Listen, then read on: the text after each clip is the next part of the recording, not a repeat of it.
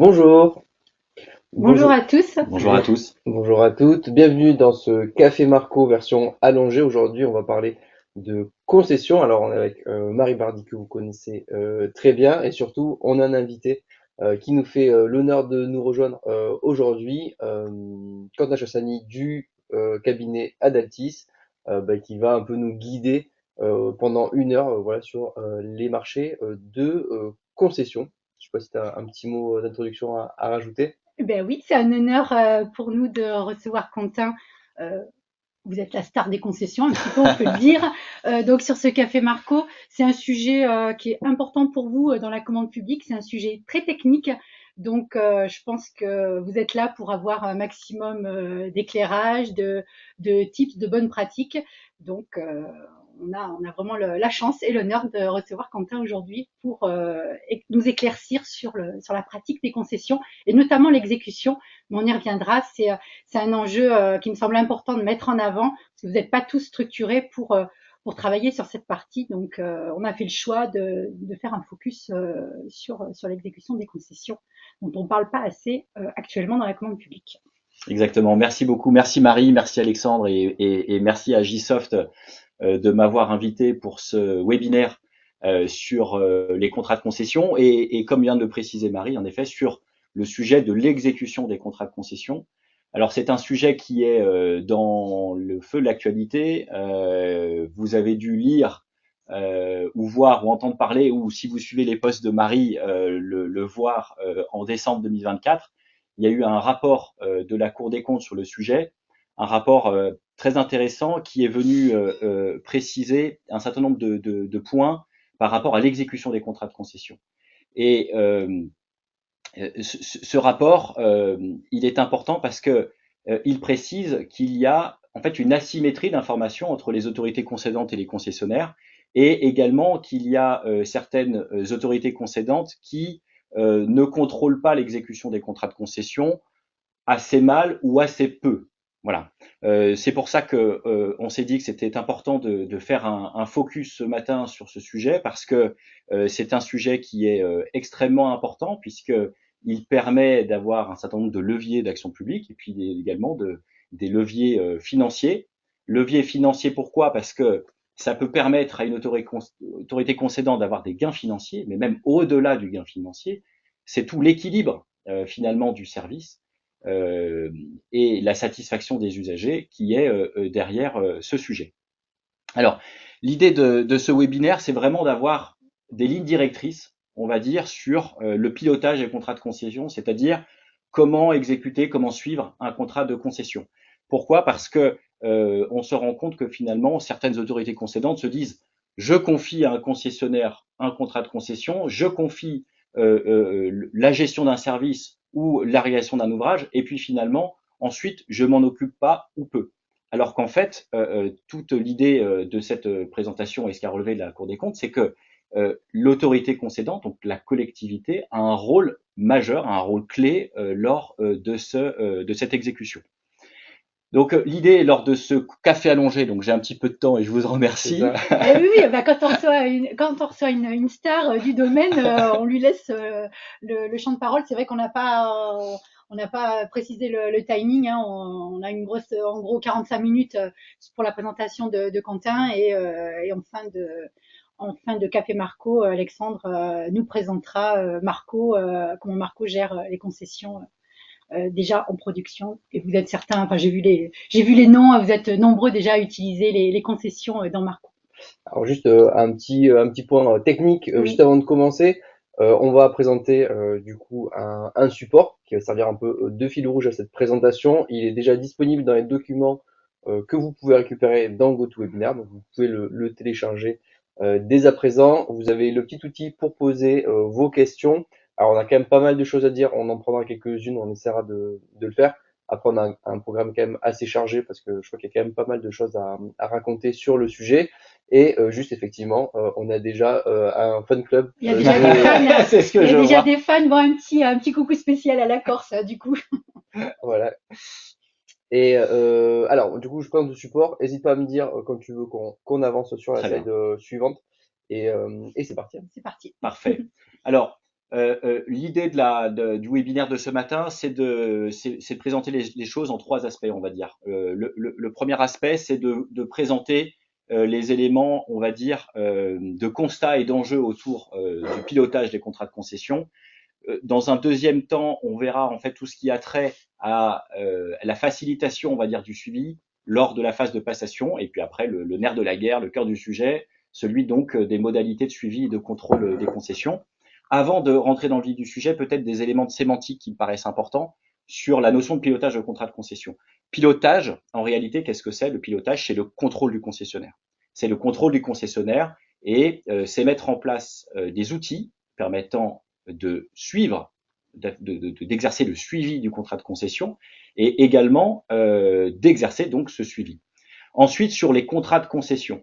Donc on a la notion de contrat de concession. On a un délai donc qui est long mais qui est quand même court sur le sujet qui est quand même vaste. Donc on va, quand je vais parler de contrat de concession, l'idée c'est vraiment contrat de concession dans leur globalité, c'est-à-dire les concessions de services, les concessions de travaux, et également dans les concessions de services, les délégations de services publics, autrement appelées les concessions de services publics, qui ont pour certains aspects des règles particulières, mais sauf cas particulier où j'entrerai dans le détail, mais sinon, voilà, on va parler de ce sujet dans sa globalité. Et du coup, vous allez nous expliquer comment gagner de l'argent avec les contrats de concession. Voilà, et l'idée exactement, ce sont les modalités de suivi et de contrôle des contrats de concession, et derrière, qu'est-ce qu'il y a? Il y a cet aspect de levier financier et de gain financier pour la collectivité qui est important, surtout dans le contexte économique actuel. Alors tout d'abord, sur le pilotage des contrats de concession, comme je vous le disais, la première thématique, c'est celle des constats et des enjeux du pilotage des contrats de concession. Alors, finalement, en première slide, la première question qu'on peut se poser, c'est pourquoi piloter un contrat de concession? En fait, si vous voulez, il s'avère que pourquoi une collectivité doit contrôler un contrat de concession, c'est tout simplement parce que c'est une nécessité qui est d'ordre juridique, une nécessité d'ordre financier. D'ordre juridique, à quel aspect? C'est que tout bonnement, elle ressort de la définition des contrats de concession. Un contrat de concession, pour rappel, donc c'est un contrat par lequel une autorité concédante confie l'exécution de travaux ou la gestion d'un service à un opérateur économique à qui est transféré un risque avec une réelle exposition aux aléas du marché. Donc, c'est la définition, donc c'est l'article L1121.1 du CCP, et quand on regarde cette définition, on se rend tout de suite compte que finalement, il y a donc plusieurs éléments caractéristiques. Le premier qui est celui de confier une mission globale, donc ça peut être le financement, l'entretien, la maintenance, la gestion du service, et puis également les aspects de transfert du risque. Et donc, évidemment, lorsque on transfère ces éléments, et notamment le risque au concessionnaire, on ne peut pas laisser le concessionnaire gérer le service sans vérification. Donc déjà, dans la notion juridique, dans la définition juridique, c'est un élément qui est important. Le deuxième élément qui renforce cette idée du contrôle des concessionnaires, donc des titulaires des contrats de concession, c'est la durée. À la différence des marchés publics, je reviendrai après. C'est que les contrats de concession sont des contrats de longue durée. Le code de la commande publique vient préciser un certain nombre de choses, et notamment que ces contrats peuvent être d'une durée longue, au-delà de 5 ans. Alors c'est lié à l'amortissement, et l'idée c'est que, sauf cas particuliers comme l'eau potable, l'assainissement et les déchets, il n'est pas possible d'aller au-delà de 20 ans, sauf cas particuliers. Mais tout ça pour dire que ce sont des contrats de longue durée, donc il y a une nécessité de venir les piloter, parce qu'on ne peut pas si vous voulez conclure un contrat à un instant T et le laisser filer en quelque sorte sur une longue durée. L'idée vraiment aussi, c'est que derrière cette définition juridique et ces notions, c'est vraiment l'aspect responsabilité du service. Ça veut dire que l'autorité concédante, la collectivité, va confier la gestion du service, mais pour autant, elle reste responsable du service. Donc c'est toute l'idée derrière lorsqu'on est responsable du service ou de l'ouvrage, c'est de pouvoir, bien sûr, vérifier que les modalités d'exécution sont bien réalisées. Au-delà de la pure définition juridique, il y a, et peut-être surtout, l'aspect d'équilibre financier. En réalité, pour certains d'entre vous et ceux qui ont déjà passé des contrats de concession, vous avez dû voir, c'est que les contrats de concession, il y a une véritable notion d'équilibre financier. Cet équilibre financier dans les contrats de concession, il est réalisé au niveau des comptes d'exploitation prévisionnels.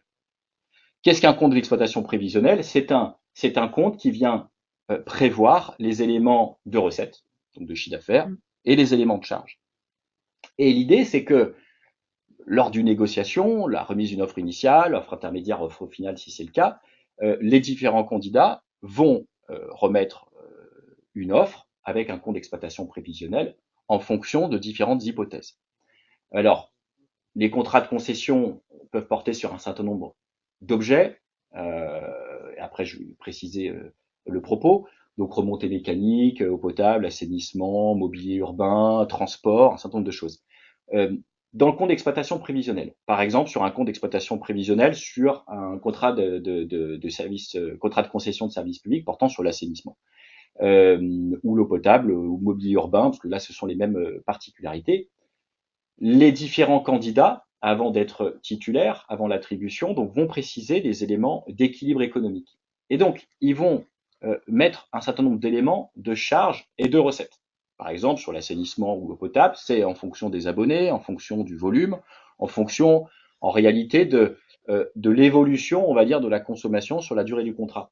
Sauf qu'on l'a vu, les contrats de concession sont d'une longue durée. Ce qui veut dire que, finalement, on demande aux candidats et donc aux futurs titulaires de prévoir d'ores et déjà dans leur compte d'exploitation prévisionnel des éléments d'anticipation, finalement, d'un équilibre économique. Sauf que sur un contrat de 12 ans, 15 ans, 20 ans, 25 ans, on se rend bien compte évidemment que ce n'est pas possible. Il peut y avoir différents aléas durant l'exécution de ce contrat. Ce qui est important, c'est que, à préciser, c'est que le compte d'exploitation prévisionnelle, finalement, il a un intérêt particulier, c'est pour les candidats et pour l'autorité concédante, c'est déterminer la marge. C'est la marge acceptable. Et ça, c'est un élément, on le verra, qui est extrêmement important. Un candidat qui vient dire je fais 3 points de marge sur la durée de mon contrat, ce qui est intéressant, c'est de, justement, après on le verra, de modifier le contrat s'il y a besoin en fonction d'évolution, en fonction de cette marge. Voilà, mais l'idée vraiment, c'est que sur cette nature économique des contrats de concession, donc l'équilibre économique initial est finalement assez précaire. Il est précaire parce que donc on vient de le préciser, il y a des aléas qui sont positifs et puis des aléas qui sont négatifs. Aléas positifs, qu'est-ce que ça peut être? Ça peut être sur un contrat par exemple de concession de mobilier urbain, des campagnes publicitaires plus importantes que prévues avec plus de chiffre d'affaires pour les concessionnaires. Donc ça, typiquement, ce sont des éléments qui pourraient par exemple ne pas être intégrés, mais qui pourraient être des gains financiers, on le verra après, comment le récupérer par la collectivité. Et puis on peut avoir également des aléas qui sont négatifs. On l'a eu là assez récemment, enfin en tout cas depuis les dernières années, des vrais sujets portés par les concessionnaires, notamment sur les charges notamment de consommables, de fluides, où il y a eu des augmentations assez importantes. Et certains concessionnaires sont venus nous voir, sont venus toquer à la porte, on va dire, des autorités concernantes pour dire écoutez, les augmentations n'étaient pas prévues, comment on peut faire pour prévoir ce rééquilibrage du contrat? Tout ça pour dire que pour préciser le pourquoi du pilotage de contrat de concession. C'est voilà, vis-à-vis de cette nature juridique et de cet équilibre financier précaire, ou en tout cas, on va dire, initial sur un long terme, il y a une nécessité de pouvoir le suivre. Alors, on vient de voir le pourquoi du pilotage. Maintenant, ce que je vous propose, c'est de déterminer comment on pilote. Comment on pilote, c'est-à-dire quel est au sens juridique du terme, c'est-à-dire avec quels éléments, quel cadre juridique. Et on peut le voir. Alors j'ai changé du coup. Celle d'avant, voilà, parfait, merci Alexandre. Et on peut s'apercevoir, alors ce qui n'est pas vraiment étonnant pour ceux qui suivent et ont l'habitude de travailler sur les sujets des concessions, parce que le Code de la commande publique comporte assez peu d'articles, finalement une quinzaine sur le sujet, sur le contenu des contrats de concession, mais il s'avère que alors même que le sujet de l'exécution des contrats de concession et du pilotage est extrêmement important, bah finalement, il y a peu d'articles. Il y a peu d'articles. Il y a vraiment très peu d'articles. Il y a très peu d'obligations. Si on les résume, il y a des obligations pour les concessionnaires, il y a des obligations pour les autorités concédantes. Mais ces obligations, on le verra, ne vont pas très loin. Pour le concessionnaire, il y a 3 types d'obligations. La première obligation, et qui est la plus importante, c'est celle du rapport annuel d'information. En fait, il est prévu par le Code de la commande publique une obligation qui est donc à l'article L3131-5 du CCP, qui prévoit que les titulaires des contrats de concession doivent remettre un rapport annuel d'information à l'autorité concédante. Il y a une particularité, c'est-à-dire qu'il y a un tronc commun dans le Code de la commande publique pour l'ensemble des contrats de concession, services, travaux, et il y a une particularité, il y a un article en plus dans la partie réglementaire pour les contrats de concession de service public, voilà, qui sont liés en fait aux différents sujets d'exécution de service public et de qualité du service public. Le contenu de ces rapports, pour le coup, est bien précisé dans les textes, dans la partie réglementaire du code. Je cite dans les slides les articles, donc les R3131-2. Voilà, mais cette idée, c'est on a cette obligation qui existe, qui est importante. Ces rapports, pour le préciser rapidement, qu'est-ce qu'il doit y avoir dedans? Il doit y avoir des éléments comptables, financiers, des éléments techniques sur certains indicateurs de performance, sur la qualité du service. Ça, c'est la première obligation du concessionnaire. La deuxième obligation du concessionnaire, c'est une obligation de mise à disposition de données. Et ça, c'est un des points qu'a relevé la Cour des comptes, et à juste titre, c'est qu'il y a une vraie difficulté dans la rédaction du Code de la commande publique à ce sujet. Il s'avère en réalité que, tel que l'article du Code est rédigé à ce sujet, donc c'est le L3131-2, il y a une obligation qui est faite au concessionnaire de donner, si vous voulez, la possibilité pour le concédant d'avoir communication sous un format exploitable et réutilisable des données du service. Sauf que lorsqu'on regarde et qu'on lit attentivement l'article, finalement, ça ne porte que sur les concessions de services publics, donc on oublie toutes les autres concessions, et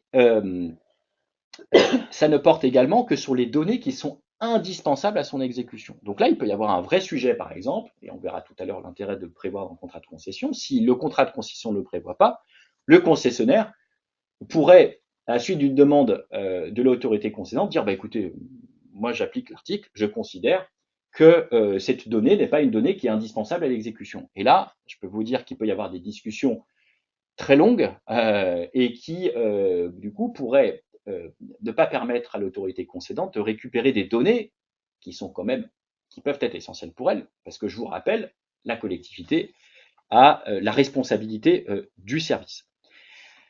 Il y a une autre et une dernière obligation pour les concessionnaires, et celle-ci, c'est celle, dans le cas particulier de l'eau potable et de l'assainissement, c'est celle de transmettre 6 mois avant le terme du contrat de concession, de transmettre les données à l'autorité concédante.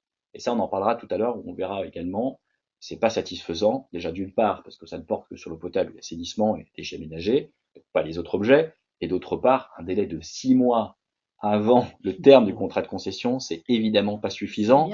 Quand on connaît tous, et vous connaissez, je l'imagine, les délais d'une telle procédure qui peuvent être de 6 mois à 1 an, voire plus, sur les contrats de concession avec de l'investissement à prévoir. Donc là, on vient de préciser les éléments sur, on va dire, les dispositions du Code de la commande publique relatives aux concessionnaires. Maintenant, côté autorité concédante. Autorité concédante, il y a une première obligation, et quasiment la seule, vous le verrez, qui est celle faisant suite à l'obligation du candidat de transmettre un rapport annuel d'information, c'est d'en prendre acte. C'est-à-dire qu'il y a un article qui prévoit dans le CGCT le fait que lorsque la collectivité reçoit le rapport annuel d'information, elle doit l'examiner et ensuite il est mis à l'ordre du jour de le terme, c'est la plus prochaine réunion de l'Assemblée délibérante pour en prendre acte.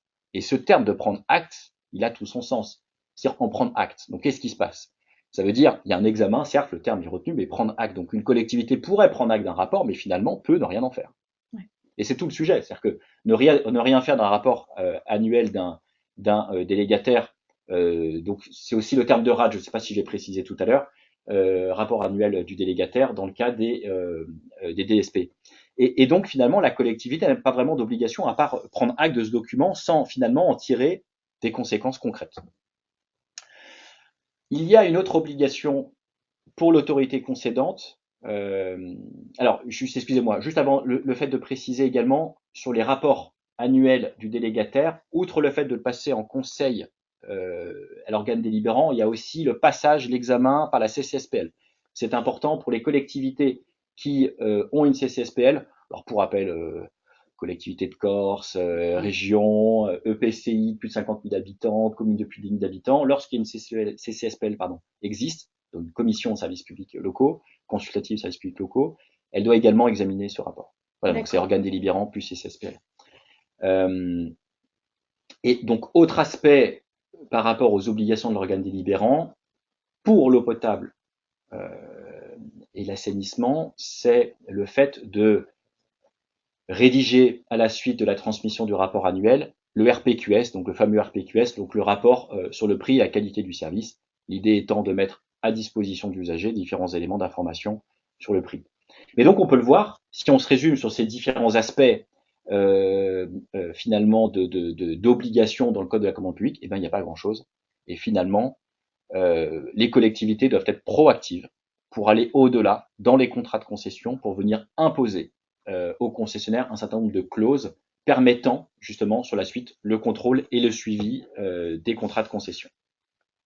Mais c'est là où elles sont souvent un peu démunies Exactement. Pour bien s'armer dès le départ, en fait. Exactement. Et c'est d'ailleurs ce que relève la Cour des comptes, parce que la Cour des comptes relève dans son rapport que justement le cadre juridique actuel n'est pas satisfaisant, en tout cas n'est pas suffisant, et qu'il faut aller au-delà. Alors, il propose un certain nombre d'évolutions législatives, mais en tout cas ce qu'on propose nous à nos clients, c'est évidemment de ne pas attendre les évolutions législatives, et c'est d'être, comme je vous le disais, proactif et anticipé, voilà, pour prévoir d'ores et déjà dans les contrats de concession un certain nombre d'items qui permettent de contrôler ensuite le concessionnaire. Alors, on a vu le pourquoi contrôler un contrat de concession, comment le contrôler, et ce que je vous propose, c'est de passer sur finalement l'utilité. C'est quelle utilité finalement à une autorité concédante de contrôler le contrat de concession. Finalement, il y a 3 voire 4 grandes utilités, on va dire grandes utilités majeures. La première qui me paraît essentielle, c'est véritablement un enjeu de politique publique, un enjeu d'action publique. C'est-à-dire que derrière chaque concession de service, concession de travaux, il y a des usagers. Il y a des usagers et donc il y a une satisfaction de l'usager ou il y a une insatisfaction de l'usager. Et il est extrêmement important pour l'autorité concédante et donc la collectivité de venir contrôler le service, de venir contrôler le concessionnaire pour s'assurer justement que l'usager, qui est son administré, soit satisfait. Le deuxième aspect, c'est l'enjeu financier, sur lequel donc on reviendra plus longuement juste après. On l'a vu, il y a tout un tas de sujets sur l'équilibre financier, et l'idée, c'est évidemment que la collectivité puisse s'assurer de l'équilibre du service, et puis puisse obtenir un certain nombre de gains financiers lorsque le contrat le permet. Il y a également aussi un autre enjeu qui est celui d'anticiper on va dire la fin du contrat et le nouveau contrat, et sur celui en fait de la détermination du mode de gestion, parce que là on parle d'externalisation de service, mais il y a après tout l'enjeu et toute la problématique qui est la détermination du mode de gestion, c'est-à-dire, vous savez, le principe constitutionnel de libre administration des collectivités territoriales, et donc de pouvoir déterminer librement du mode de gestion du service. Donc il y a aussi cette utilité. Et puis là, cette unité plus vis-à-vis des sanctions, mais il ne faut pas oublier que les chambres régionales des comptes ont un regard très fin, critiqué de temps en temps, mais qui est fin tout de même sur les contrats de concession et notamment sur les surmarges possibles justement des concessionnaires. Et donc l'utilité du contrôle, évidemment, c'est d'éviter de se faire taper sur les doigts et d'avoir des observations négatives de la part des chambres. Il y en a de plus en plus. Il y en a de plus en plus. On l'a précisé tout à l'heure, donc la Cour des comptes a remis un rapport thématique donc fin 2024 sur le sujet. Donc c'est sur la slide qui suit. On vous a voilà mis quelques on va dire thématiques qui ont été retenues par le rapport.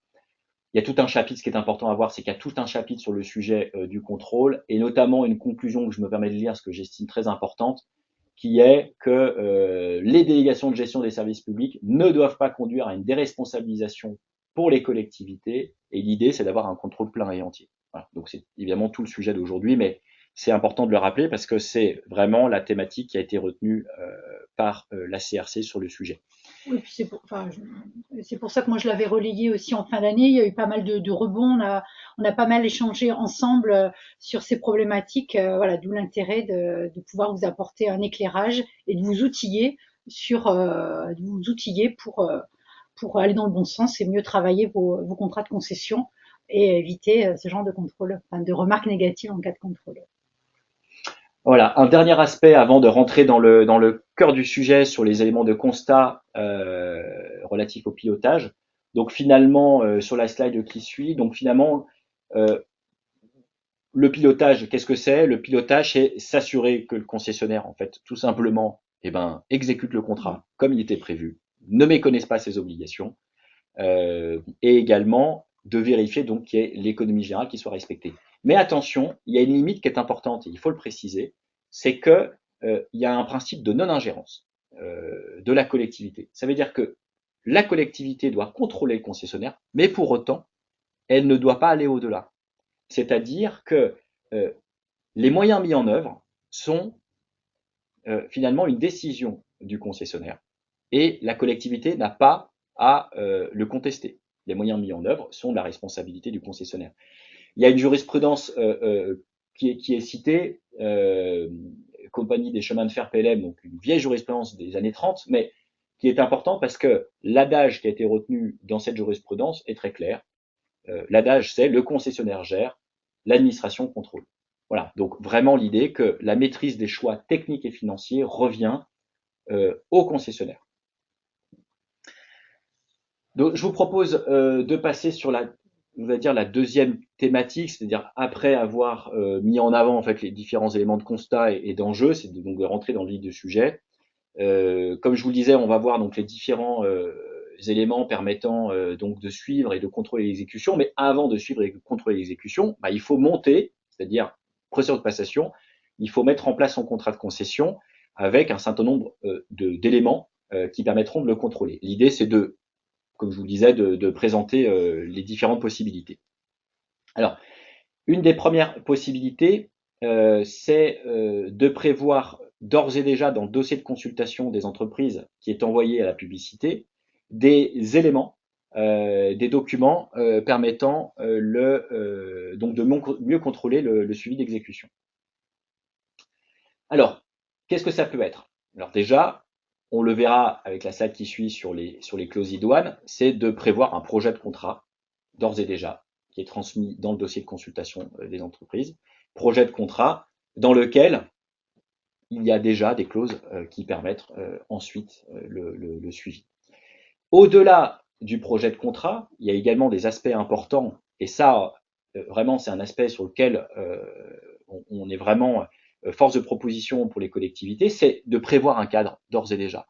Un cadre de réponse qui soit technique, financier, mais également juridique. Il est extrêmement important, si vous voulez, dès l'origine, c'est-à-dire dès la consultation, de prévoir un certain nombre d'obligations, de bien les mettre en avant dans le cadre et de solliciter des candidats, en fait, qu'ils puissent mettre la réponse sur ces obligations, notamment en termes de délai. Quand on demande des inventaires, quand on demande des diagnostics sur un certain nombre de types de services, c'est de pouvoir que le candidat puisse nous dire, bah moi je vais pouvoir le faire sous tel délai, je vais faire ça sous tel délai en termes d'investissement. L'investissement, je vais le faire sous un délai de 24 mois, je vais faire tel investissement, tel montant. L'idée, c'est de pouvoir ensuite comparer et vérifier dans le cadre du suivi d'exécution que donc le futur titulaire ait bien respecté ses obligations. Et outre ces aspects d'investissement et d'objectifs, on l'a dit tout à l'heure, tout ce qui a trait aux indicateurs de performance et également sur les inventaires. Ensuite, sur la slide qui suit, l'idée c'est de pouvoir vous préciser les différentes clauses qui peuvent être prévues au sein des contrats de concession. L'idée c'est de le prévoir, comme je le disais tout à l'heure, dès l'origine. C'est vraiment, voilà, dès que la collectivité lance son contrat de concession, de pouvoir prévoir des clauses qui permettent d'anticiper finalement sur les aléas qu'on a vus tout à l'heure et de prévoir des mécanismes qui lui permettent un certain nombre de gains financiers. Alors, finalement, ce sont des clauses qui sont des clauses, on va dire, des mécanismes correctifs. Voilà, c'est que on a un équilibre financier, un équilibre économique qui est prévu dès l'origine, on l'a vu, ça peut être sur une longue durée, L'idée, c'est de prévoir dans le contrat des clauses qui permettent de rééquilibrer en cours d'exécution. La première possibilité, c'est la clause d'intéressement ou la clause de partage des bénéfices. Cette clause, elle est extrêmement importante.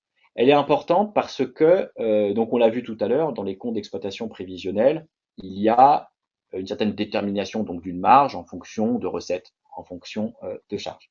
Et il peut s'avérer que dans certaines situations où il y a des aléas positifs, c'est-à-dire en fait des éléments extérieurs au contrat qui viennent finalement permettre au concessionnaire d'avoir une surmarge. Quand on parle de surmarge, c'est-à-dire en fait d'avoir une marge qui est plus importante que celle qui est prévue. Et dans l'idée, il n'y a pas de raison que le concessionnaire conserve cette surmarge. Il n'y a aucune raison. C'est-à-dire qu'elle doit bénéficier à tous. Et pour qu'elle bénéficie à tous, c'est cette clause d'intéressement qui doit être prévue. Et finalement, on se rend compte dans la pratique que cette clause d'intéressement, elle n'est pas très difficile à prévoir. Enfin, elle n'est pas difficile à prévoir du tout, mais elle n'est pas difficile, si vous voulez, à négocier avec les concessionnaires. C'est très rare. C'était ma question, parce que en mettant une clause de ce type, est-ce qu'on ne se prive pas de candidats sur la candidature sur la concession? Non, en retour d'expérience, on n'a pas de difficulté particulière, bon, à part le jeu de négociation, mais en général, c'est toujours accepté in fine. Pourquoi? Parce que finalement, les candidats, ils prévoient leur équilibre en fonction d'une marge, et là, ça vient en plus.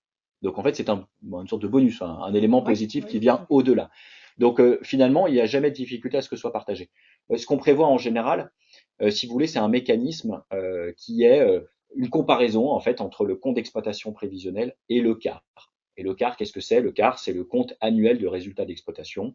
Et en fait, on vient faire une comparaison entre ce qui était prévu et ce qui est réalisé et permettre donc un partage du gain. Dans l'idée, moi, je prévois toujours une clause 50-50. Voilà, c'est-à-dire s'il est prévu 10 et que finalement il est fait 20, eh ben il reste 10 à partager. Excusez-moi de le faire comme ça, mais et donc c'est 5 pour la collectivité et c'est 5 pour les concessionnaires. Voilà. Et ça, c'est un élément qui est important parce que, comme je disais tout à l'heure, ce sont des aléas qui sont positifs. Si on prend le cas, par exemple, d'un contrat de distribution d'eau potable qui dure 15 ans, si vous avez un projet qui sort, un projet d'habitation sur une commune, j'ai n'importe quoi, une commune de 5000 habitants, et vous avez une opération immobilière qui sort 10 ans après le contrat, et finalement qui permet d'avoir, j'ai n'importe quoi, mais 500 administrés en plus, et ben, qui n'était pas prévu, c'est un vrai impact en termes d'abonnés, en termes de volume, et donc il faut pouvoir, dans ce cas-là, permettre à chacun de bénéficier de cet impact. Une question, est-ce que ça peut être prévu plus tard? Oui, tout à fait. Cette clause, elle peut être négociée en cours d'exécution. Exactement. On l'a fait récemment dans des contrats qui étaient assez anciens, dans lesquels le mécanisme n'était pas prévu, de se mettre autour d'une table, finalement, avec le titulaire du contrat de concession, et se dire, bah, écoutez, votre contrat de concession est plus intéressant que prévu. Vous faites une surmarge, tant mieux pour vous, mais il faut que la collectivité puisse en bénéficier. Et de la même manière, finalement, il n'y a pas eu de difficulté, à part la première réunion de négociation. En général, il y a toujours un nom de principe, mais finalement, c'est aussi une démarche commerciale par le titulaire du contrat de concession, et il s'avère que la plupart du temps, voire dire tout le temps, en tout cas notre expérience, en général, le concessionnaire suit. Voilà, du coup, vous allez tous pouvoir renégocier vos contrats si vous n'avez pas cette clause. Si c'est positif. Hein. Vous avez tout à fait intérêt à le faire, surtout sur des contrats de concession qui ont pu être conclus il y a quelques temps. C'est ça, oui. Souvent, voilà. Que ça dure très longtemps, vous avez pu arriver dans une collectivité où il y avait déjà des concessions en cours d'exécution et penser que vous n'aviez pas forcément la main. Donc là, ça donne une clé. Vous avez la main, vous avez la responsabilité du service. Solliciter de votre concessionnaire, convoquer vos concessionnaires à une réunion et vous lui demandez de renégocier le contrat. C'est vrai que souvent dans les collectivités, enfin les organismes publics, il n'y a pas cette démarche commerciale et voilà, faut y aller. Ah oui, il faut il faut y aller. C'est un contrat qui vit, c'est un contrat qui vit, qui est de longue durée, et il faut le titulaire du contrat de concession est un partenaire en quelque sorte, mais un partenaire, on lui dit les choses. Voilà, et donc il faut lui demander de renégocier le contrat. Également, comme mécanisme correcteur, ce sont les clauses de réduction de la durée. L'idée, c'est de prévoir des mécanismes qui permettent de réduire la durée dans le cas où il y a une surmarge. Les contrats de concession, il faut savoir que dans le code de la commande publique, il est prévu qu'ils peuvent avoir une durée de 5 ans, sans vérification forcément des sujets d'amortissement. Donc ce sont en fait les contrats d'affermage purs, c'est-à-dire lorsqu'il n'y a pas d'investissement, c'est d'exploitation pure. Mais lorsque la collectivité veut aller au-delà de 5 ans, elle doit le justifier par rapport à une nécessité d'amortissement. Et pourquoi je vous précise ce point, c'est que dans le cas où il y a un investissement qui est prévu à l'origine du contrat, et qu'on prévoit par exemple une durée de 12 ans du contrat de concession, et que finalement il y a une surmarge pour le concessionnaire, on peut prévoir un mécanisme dans lequel on peut dire, lorsqu'il y a un seuil de rendement, un seuil de rentabilité qui est atteint, dans ce cas-là, il peut y avoir une réduction de la durée. C'est très intéressant pour la collectivité. Pourquoi? Parce que ça permet de renégocier par la suite le contrat.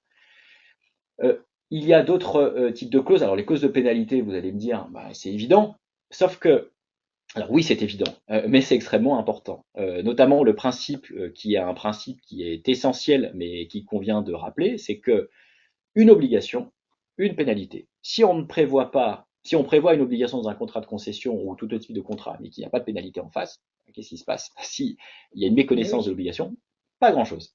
Voilà. Donc ce point est important. Deuxième point qui est important, et là j'insiste là-dessus, c'est sur le mécanisme de mise en demeure ou d'absence de mise en demeure. Vraiment, je vous recommande de prévoir des pénalités lorsque c'est possible, sans mise en demeure préalable, qui permettent en fait simplement d'établir par la collectivité un constat, un retard, c'est souvent le cas du retard en fait, un retard, et donc une pénalité qui s'applique.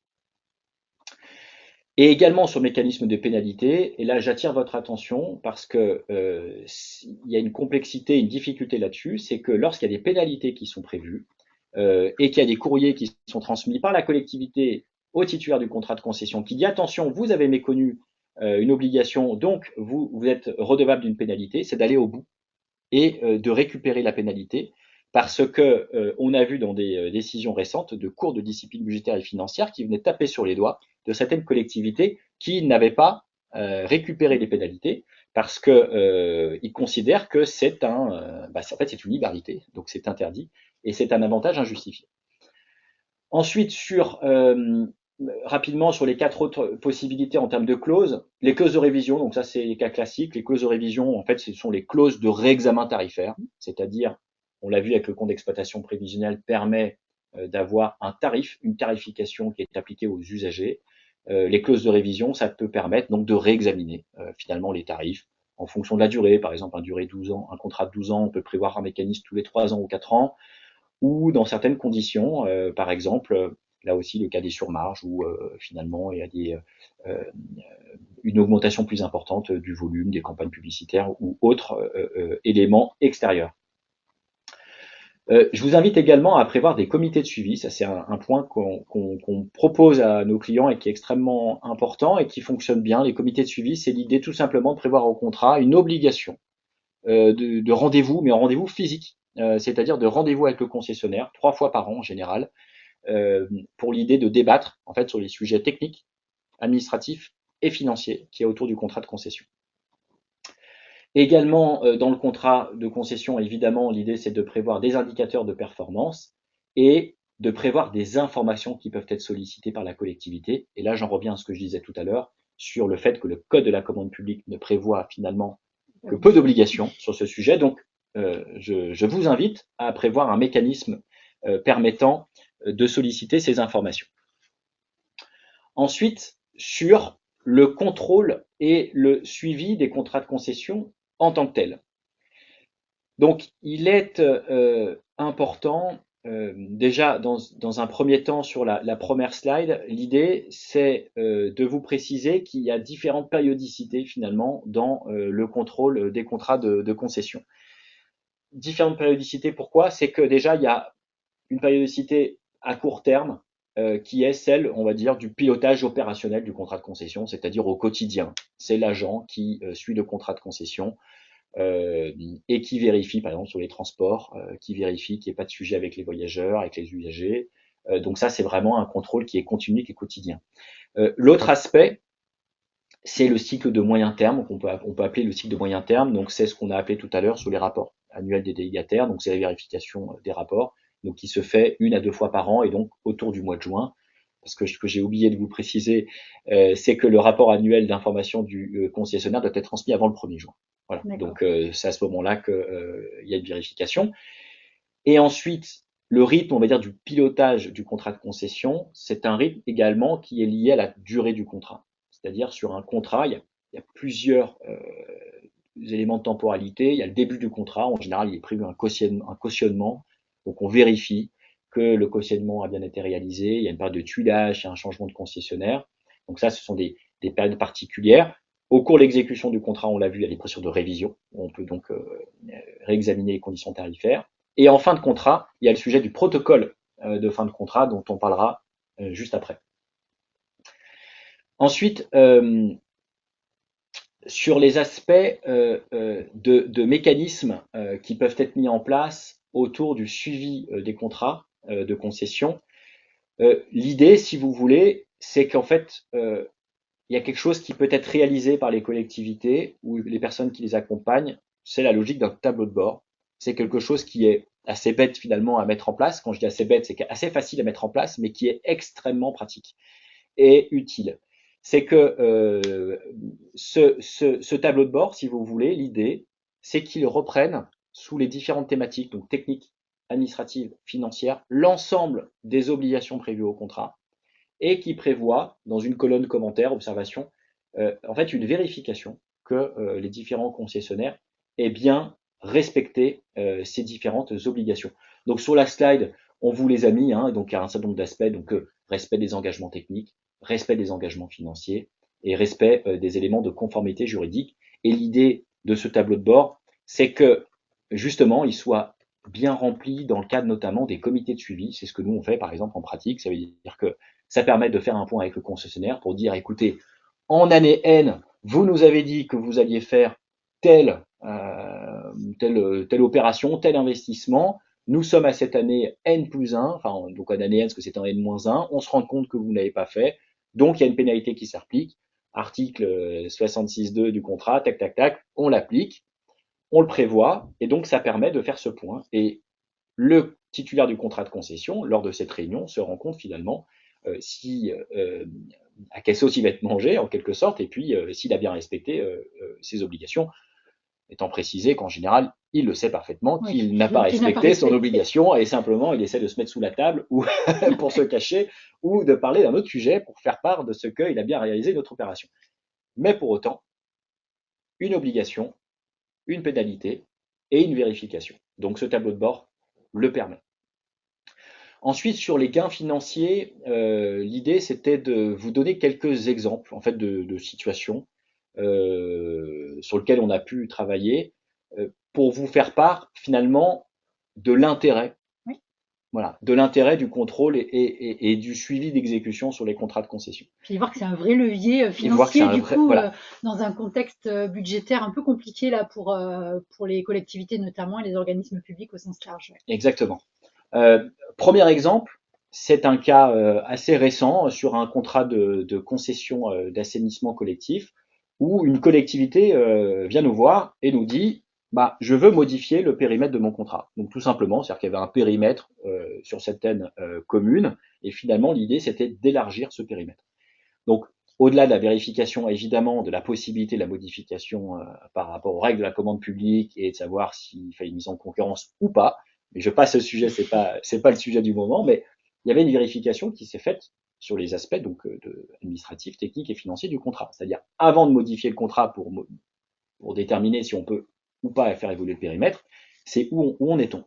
Et il s'est avéré que finalement le contrat de concession qui s'exécutait depuis quelques années était assez intéressant pour le concessionnaire et qu'il permettait d'avoir donc une surmarge. Donc avant même de prévoir cette modification du périmètre, ce qu'on a prévu et ce qu'on a mis en place avec la collectivité, qui était tout à fait en phase avec nous, c'était de prévoir une négociation en deux temps. Le premier temps, c'était de dire, écoutez, on va se mettre autour d'une table et on va regarder le contrat et on va vérifier les différents leviers, donc les différents éléments de gains financiers.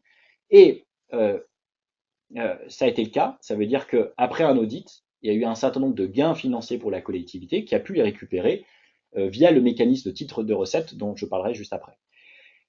Ça, c'est le premier point. Et le deuxième point, une fois que cet audit technique a permis de lever un certain nombre de gains financiers par des pénalités du fait d'inexécution du contrat, mais également par des clauses qui permettent le partage du bénéfice, on est allé sur la deuxième étape du process, qui était la modification du périmètre. Et ça, c'est un élément important, c'est que la modification du périmètre, c'est une modification de l'équilibre économique. Vous imaginez bien que le titulaire du contrat de concession, il nous dit quoi? Il nous dit, bah écoutez, oui, on reprend le contrat initial, on modifie le périmètre, puis on modifie finalement pas les conditions d'exécution du contrat, on modifie pas le tarif et on modifie pas les autres aspects. Sauf que il s'est avéré assez rapidement que, et vous l'imaginez tous, c'est que il y a des économies d'échelle. Lorsqu'on imbrique plusieurs périmètres et donc d'anciens contrats dans un contrat, il y a des économies d'échelle, notamment en termes d'ETP, d'équivalent temps plein, en termes de personnel, en termes notamment de frais de structure, de frais de siège. Donc finalement, et il y a des recettes en plus. Il y a des recettes en plus, Voilà. oui, parce qu'il y a des choses qui peuvent être Exactement. mutualisées, qui Exactement. sont de manière automatique des recettes directes. Donc vous avez des recettes en plus, vous avez des charges en plus, mais finalement moins de charges que ce que prévoit l'ancien contrat. Donc c'est le deuxième mécanisme, c'est de dire, bah écoutez, dans un premier temps, voilà, on a eu des leviers, des gains financiers sur l'audit du contrat, et dans un deuxième temps, il y a une modification du périmètre. Modification du périmètre a un impact, c'est qu'on a pu réduire le tarif. C'est-à-dire que le périmètre du contrat qui a été modifié, il a été permis une réduction du tarif, et comme vous l'avez dit Marie tout à l'heure, dans le contexte économique actuel, pour un politique d'annoncer une baisse tarifaire, c'est quand même une vraie satisfaction pour les usagers et de manière générale pour la politique publique. Un deuxième aspect, enfin un deuxième exemple, sur un sujet là d'eau potable pour une commune, il s'est avéré que ça rejoint un peu le premier cas d'ailleurs, c'est que en fait on nous a sollicité pour travailler sur un contrat donc de distribution d'eau potable au bout de 2-3 années d'exploitation. Et là, on s'est rendu compte qu'il y avait un certain nombre de méconnaissances d'obligations par le concessionnaire qui n'avait pas respecté ses engagements. Et donc là, on a eu le mécanisme du titre exécutoire que je précisais tout à l'heure. Pour rentrer un peu plus en détail, alors c'est vraiment la notion de privilège du préalable. Cette notion est essentielle pour les collectivités, il faut bien l'avoir en tête. Ça veut dire que lorsque la collectivité décide de sanctionner, elle peut émettre un titre de recette. Et ça, c'est quelque chose qui est pas souvent pratiqué et qui pourtant a des véritables effets sous cette notion de privilège du préalable qui est de dire qu'on n'a pas à attendre d'aller devant un juge, c'est immédiat. Lorsqu'il y a une décision qui est prise, elle est immédiate, elle est exécutoire. Évidemment, sauf le cas où, vous savez tous, vos administrés ou les entreprises font un recours, donc sur le fondement de l'article L1617-5 du CGCT, pour solliciter la suspension du titre de recette. Mais le titre de recette, donc c'est une logique qui est implacable, parce qu'il y a un constat finalement d'une méconnaissance, un constat d'une somme qui est due à la collectivité. La collectivité peut émettre un titre de recette. C'est comme pour les marchés publics. Hein. Mais on le voit de plus en plus quand même, c'est l'utilisation du titre de recette, oui. Puisque vu la position du juge qui tend à dire vous avez prévu des pénalités, c'est pour les appliquer. Donc que ce soit en concession ou en marché public. C'est le parallèle avec ce qu'on disait tout à l'heure sur la Cour de discipline budgétaire et financière qui vient taper sur les doigts lorsque il n'est pas opéré la récupération de la pénalité. En effet, c'est la possibilité via le et quelque part, ça oblige aussi après le titulaire du marché de s'améliorer. C'est une sanction certes, mais ça fait réagir généralement. Exactement. Une autre situation que je trouve assez parlante, c'est dans le cas d'un contrat de parc de stationnement, mais finalement qui pourrait s'appliquer pour tous les types de contrats. C'est une collectivité qui nous contacte et nous dit j'ai mon concessionnaire qui est venu me voir et qui me dit qu'il souhaiterait avoir une année en plus dans le contrat de concession. Alors, il faut savoir qu'auparavant, dans ces GCT, il était prévu la possibilité d'augmenter d'une année le contrat sans vérification particulière. Aujourd'hui, cette règle n'existe plus. On rentre dans le cadre des modifications du contrat de concession qui sont cadrées dans le Code de la commande publique. Mais au-delà de cet aspect de vérification juridique dans le cadre de l'avenant, c'est l'aspect économique. Ça veut dire que vous prenez un contrat, par exemple celui-ci de parc de stationnement, où il y avait de l'investissement qui est à la charge du concessionnaire. Donc, investissement, c'est un contrat de concession sur 12 ans. Il a prévu l'amortissement des investissements sur la durée de 12 ans, sur la durée de 12 années. Et finalement, si il est octroyé cette 13e année, qu'est-ce qui se passe? Eh ben, dans le compte d'exploitation prévisionnelle, vous avez le poste investissement, d'amortissement, qui n'existerait pas. Et donc là, c'était une somme très importante qui était en jeu. Et simplement, ce qui a été dit, c'est que, euh, alors, il y avait un intérêt de prolonger le contrat de concession, je rentrerai pas dans les détails, mais simplement, c'était de se mettre autour d'une table et dire aux concessionnaires, OK, on va le permettre, mais par contre, le poste qui était prévu pour l'amortissement, qui est un montant de X, il nous revient, tout simplement. C'est ce qui a permis, dans le cadre d'un avenant, de prévoir ce mécanisme où finalement, après via le titre de recette, mais dans l'avenant, il était prévu que cette somme, X, retournait dans les comptes de la collectivité. Donc, ce qui est quand même très Ah oui, intéressant ça a pour la été super collectivité, intéressant pour c'est la direct. collectivité, du coup. Hein. Voilà. Donc vraiment, faites attention sur cet aspect-là. Faites attention lorsqu'il y a des prolongations de durée, de bien vérifier qu'il n'y a pas une modification de l'équilibre qui soit favorable au concessionnaire. Et entre nous, c'est toujours favorable au concessionnaire. À partir du moment où il y a une modification dans le temps, il y a évidemment une durée plus importante et donc c'est plus favorable. Le dernier aspect, pour finir, c'est sur, je voulais faire un petit focus sur la fin du contrat de concession. On l'a vu tout à l'heure, dans le code de la commande publique, il y a une règle qui s'applique, c'est la règle, donc pour les contrats d'eau et l'assainissement, d'obligation du concessionnaire de transmettre les données 6 mois avant la fin du contrat. Ce que je vous propose, c'est que dans vos contrats de concession, vous ayez vraiment, je dirais, un œil attentif sur cette clause, c'est de prévoir non pas 6 mois, mais un délai qui est beaucoup plus long. Nous, on prévoit un délai de 24 mois. Euh, en fait, dans l'idée, c'est 24 mois avant le terme du contrat, d'imposer au concessionnaire de transmettre un certain nombre de données sur les usagers, sur les données techniques, sur les éléments financiers. Pourquoi 24 mois? C'est que ce moment est très important pour la collectivité parce qu'il permet déjà, d'auditer une nouvelle fois le contrat pour vérifier qu'il n'y a pas eu de choses qui ne sont pas allées sur les dernières années du contrat, et si c'est le cas, de réorienter, de remettre un titre, tout ce qu'on a vu. Mais c'est aussi la réflexion sur le mode de gestion.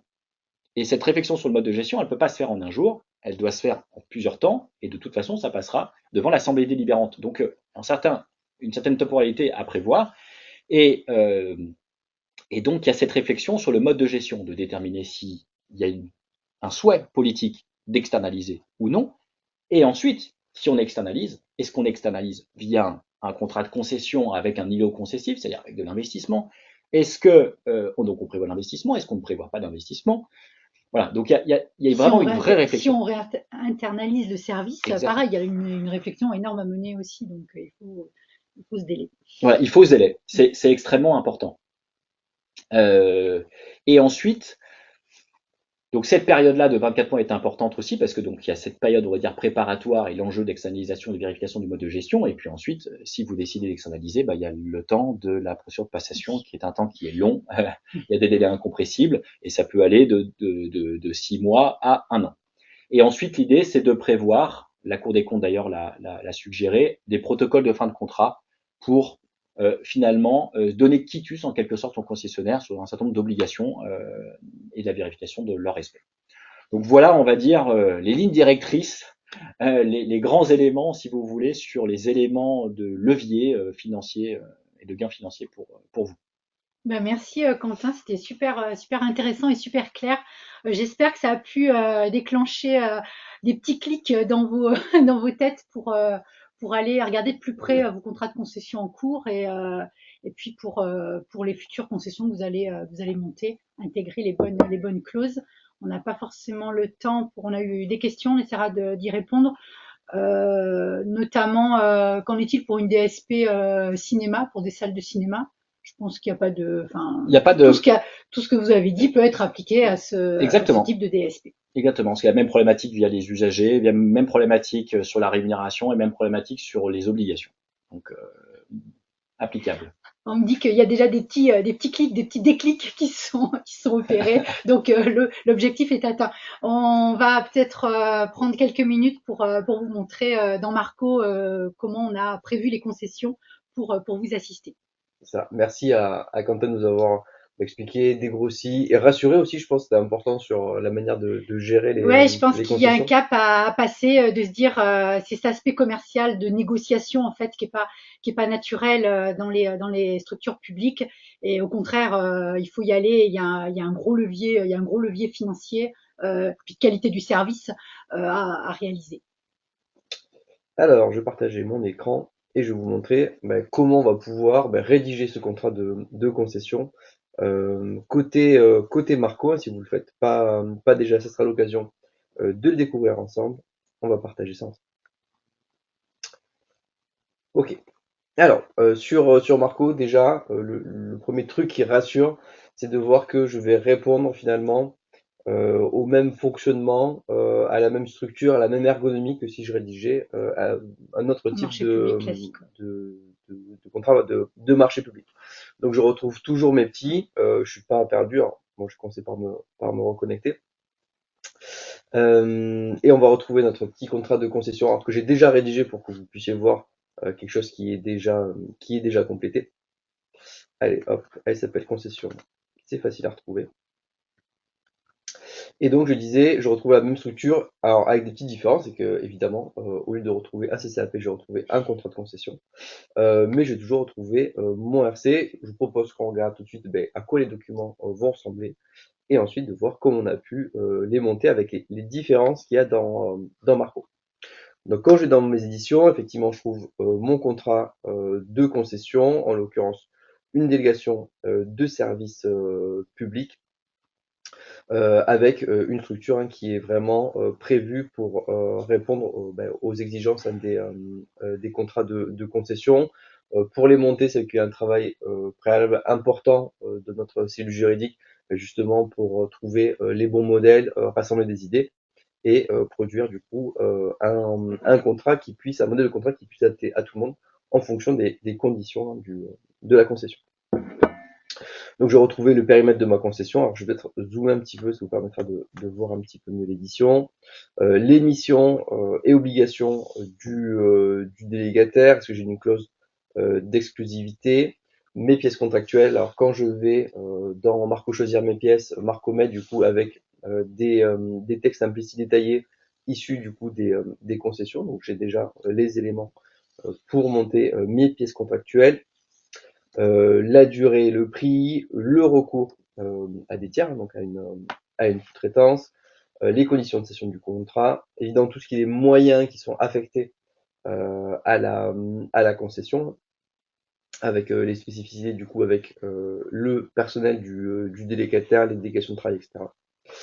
Les moyens, les conditions d'exploitation, etc., etc. N'hésitez pas à nous demander en fait un petit commentaire si vous voulez voir à quoi ressemble un contrat de concession complet dans Marco.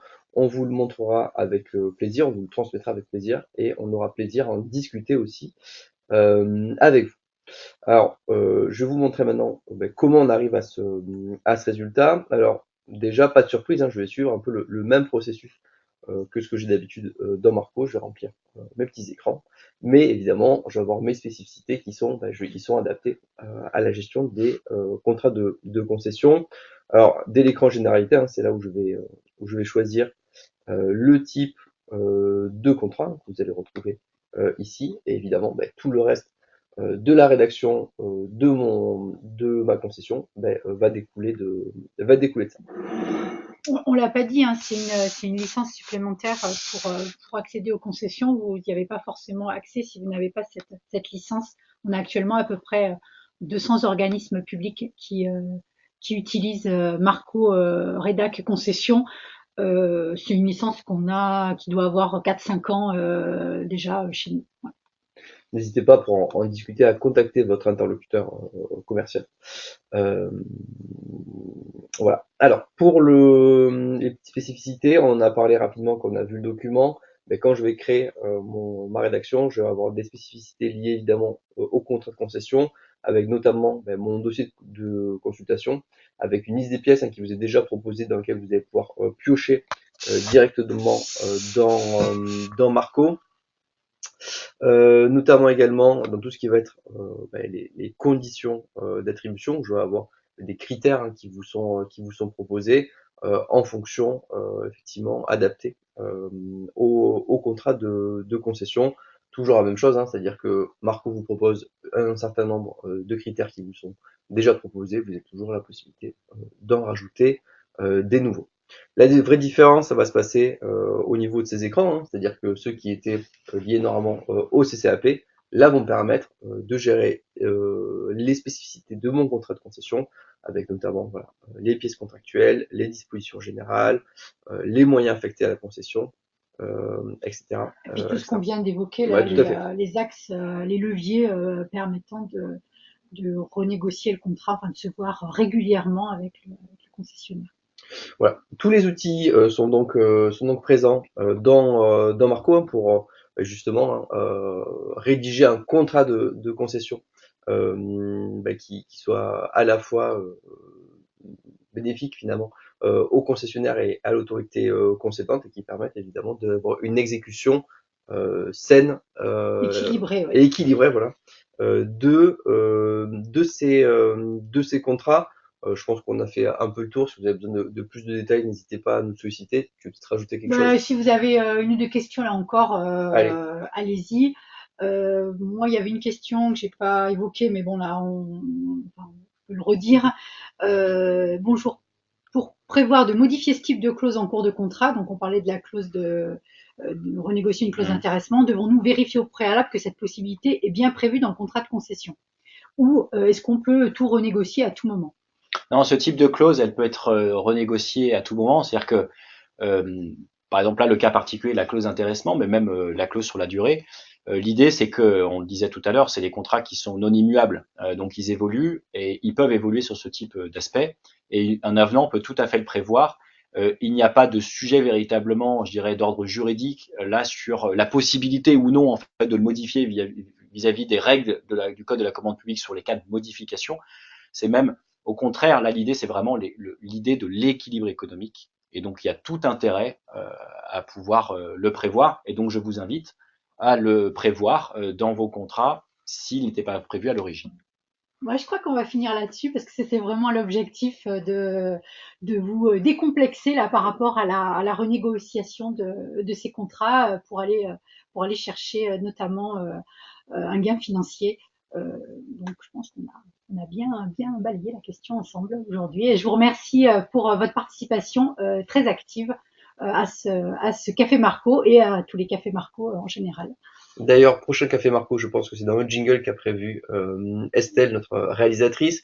Semaine prochaine, concernant l'IA dans Marco, vous pouvez retrouver tous les Cafés Marco en replay depuis l'extranet et certains aussi depuis YouTube. Merci encore beaucoup à Marie et à Quentin d'avoir participé à ce Café Marco. On se retrouve très bientôt autour d'un bon café. Merci Alexandre, merci Quentin. Merci à vous. Merci, Très au bonne revoir. journée. Au revoir. Au revoir.